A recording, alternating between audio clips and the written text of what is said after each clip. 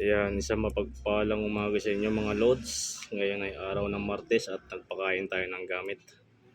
So, gusto ko lang i-share sa inyo ang aking gamit ng mutya ng San Telmo.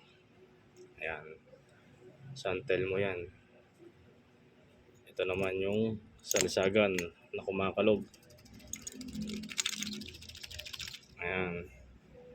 So, pinakain din natin siya ng langis na galing sa niyog na isang mata at isang bibig. Yan, so yan ang mga pinapakain natin pag araw ng Martes at Biyernes. So ito naman yung raha kayo. Ayan. So kapag sinagan mo to ng ilaw ay kulay pula. Yan ang mga legit na raha kayo. Yan, raha kayo, salsagan at San Telmo. Yan. So yan lang mga lods. Mapagpalang umaga.